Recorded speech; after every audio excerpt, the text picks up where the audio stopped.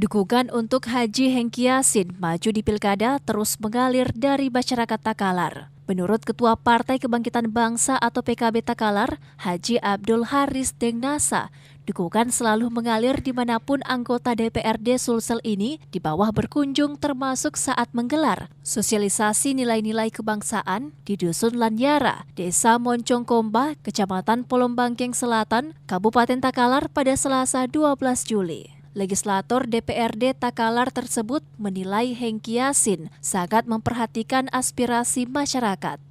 Kalau dorongan masyarakat terhadap beliau, Haji Hengki Yassin sangat besar.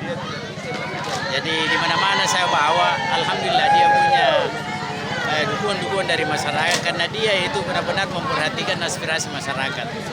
Dan sangat luar biasa dia punya program-program terkait dengan usulan-usulan masyarakat di Kabupaten Takalar.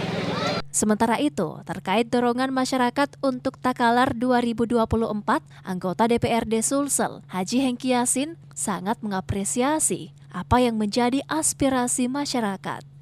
Saya berterima kasih dan mengapresiasi apa yang disampaikan oleh beberapa pihak masyarakat yang coba mengaitkan hal itu dengan 2024 nanti.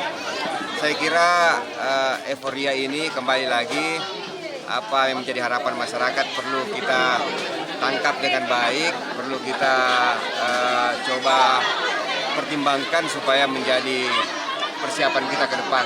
Untuk memuluskan langkah maju di Pilkada Takalar, PKB Kabupaten Takalar menargetkan 5 kursi pada pemilu legislatif 2024 mendatang. Dari Kabupaten Takalar, Hairudin Mulyadi, Fajar TV dan Fajar Radio melaporkan.